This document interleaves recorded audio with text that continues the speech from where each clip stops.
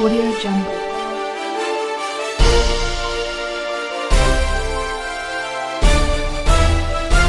Audio Jungle.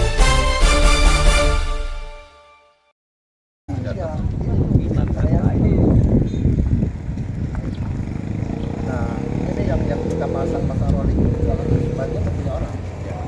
Nah, di sini. Terima kasih Pak atas yang lain. Harapan Pak Rano juga nih. Ya, Pak Rano juga ini kan sebagai ketua umum lembaga Bengkari ya, untuk ekonomi kesejahteraan rakyat Indonesia. Ya. Seperti apa nih Pak? Jika memang sudah ada dorongan dari Kadin, bagaimana program ke depan pasang itu yang Bapak bawa ini? Sampai kapan? Terima kasih sebelumnya.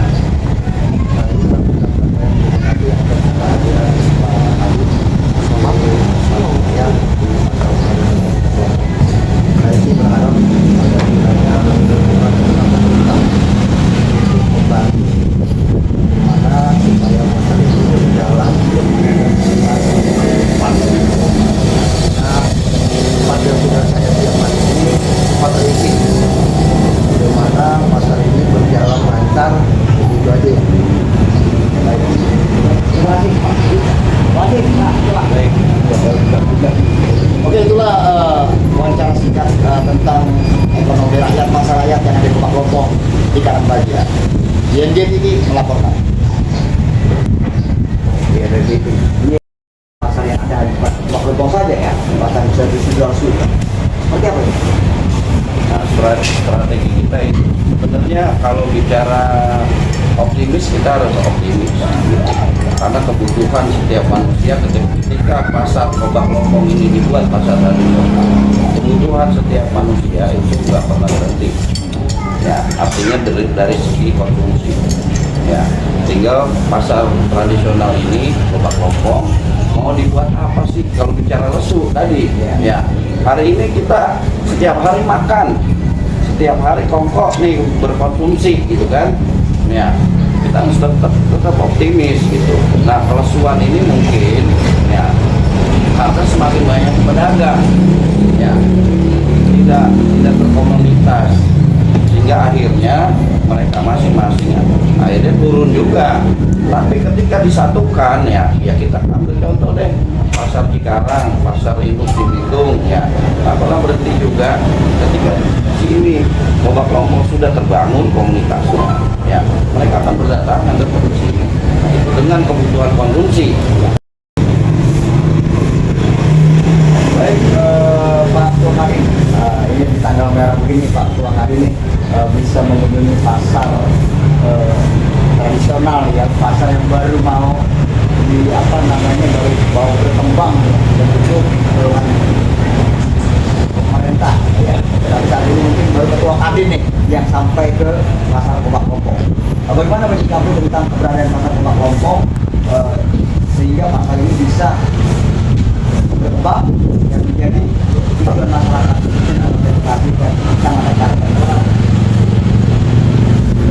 Baik, perjalanan saya dari Bitung ke Cikarang Barat ini sekitar 40 menitan, dan dengan kondisi jalan hari ini lumayan bagus lah, walaupun ada sedikit macet. Nah, ini harapan sebenarnya, kemacetan ini harapan. Saya bilang tadi, saya melewati beberapa perumahan di Karangbagia, artinya dengan adanya pasar Kubak Lompong ini sebagai fasilitas ya, fasilitas buat masyarakat Karangbagia sendiri. Harus bangga nih ada pengusaha gitu, pengusaha pasar, owner pasar gitu kan, yang ingin disentuh. Artinya bagaimana kedepannya nih pasar bisa ramai, bisa terisi ya. Kadin siap membantu membuat strategi seperti apa, bagaimana kita bicarakan selanjutnya gitu kan. Saya sangat optimis bahwa ini pasar bisa ramai, bisa berkembang. Tinggal strategi pemasaran kita seperti apa, bagaimana, ayo sama-sama kita berpikir.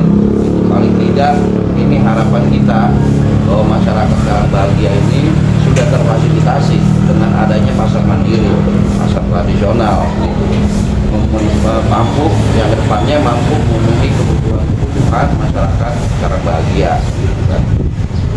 Ya, Baik, Pak Kadin, ini salah satu kita ungkap strategi dulu ya.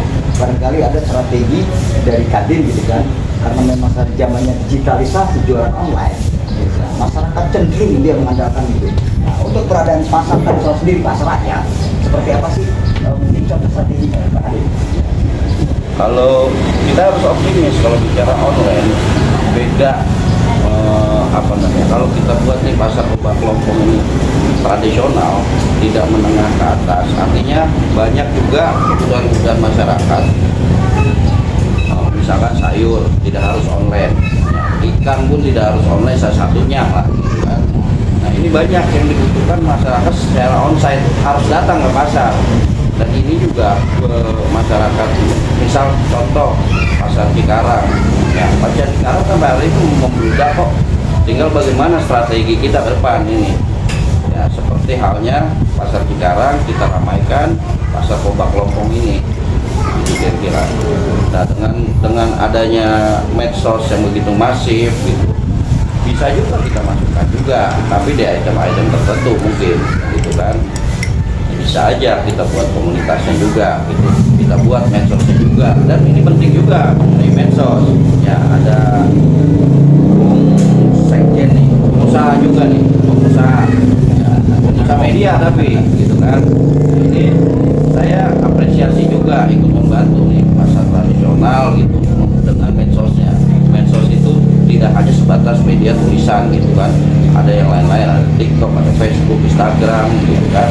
Nah ini kita harus pikir juga bagaimana masyarakatnya ini tahu semua ya, khususnya masyarakat Karang Bahagia bahwa di sini ada pasar yang punya ciri